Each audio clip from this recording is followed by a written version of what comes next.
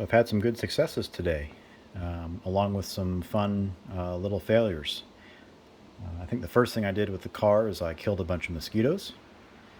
I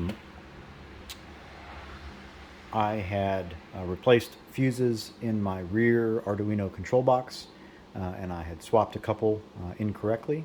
So I put a 5 amp where a 10 amp should have gone, and 10 amp where a 5 amp should have gone. And it didn't take too long for the 5 amp to blow. That fuse was powering the oil scavenge pump, among other things. And of course, I'm maybe 3 or 4 miles from the house when that happens, and exhaust system starts to fill up with oil because the turbo is getting fed oil, but not it's not evacuating. And then the smoke show starts. So I do the best after I swap out fuses. I do the best to get back to the house, clean up the mess as best I can, and then the rest of the oil just gets to get burned off for the rest of the testing today. But I did, in fact, confirm my boost control system is working. The fundamentals are working. The other thing I kind of was silly on is I had hooked up the vacuum lines or pressure lines to the boost control solenoid backwards, and so they no matter what duty cycle I sent to the solenoid, it was not changing boost pressure.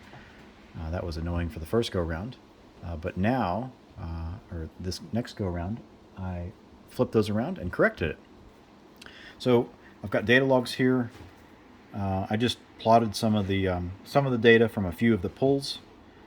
Blue is RPM. Red is boost pressure right at the turbo outlet, and green is boost pressure at the intake manifold.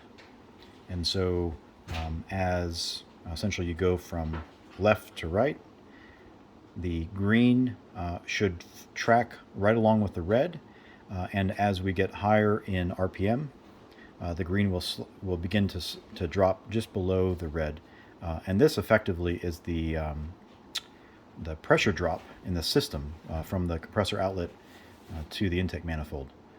So I can look at a lot of things here, but ultimately what I'm looking at is what is my peak boost pressure that I'm seeing for the given duty cycle. And so this is 0, so this is with no control from the solenoid, and I see a peak pressure back at the turbo of 170 kPa. This is absolute, so it's about let's say 80 kPa boost pressure or gauge pressure, and there's about an 8 kPa pressure drop peak. So I then cranked up the duty cycle to a value of 20. So this is 20 out of 255. So that's about not quite 10%. So I go from seeing 170 to 172, essentially no change. 30, a little further crank up, I see 171. So again, no change.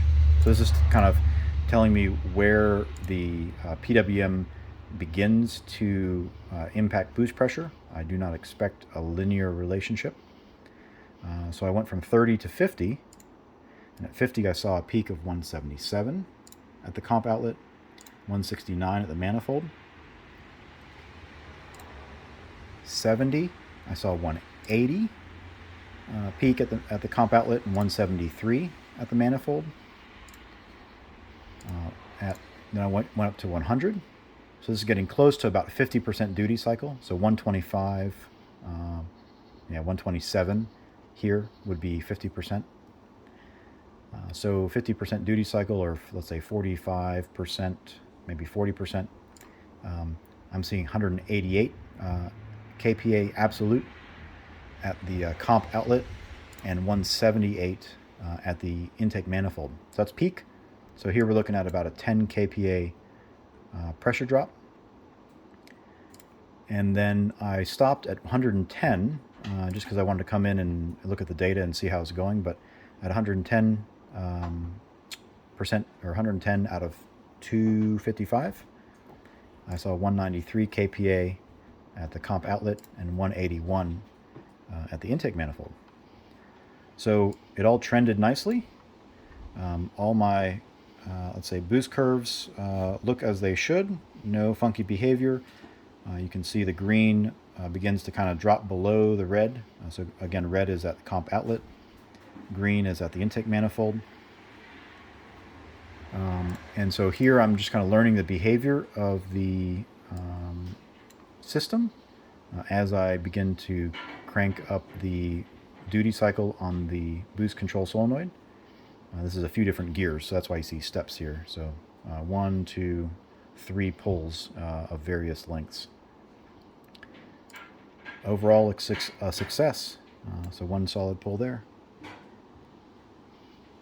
And more to come.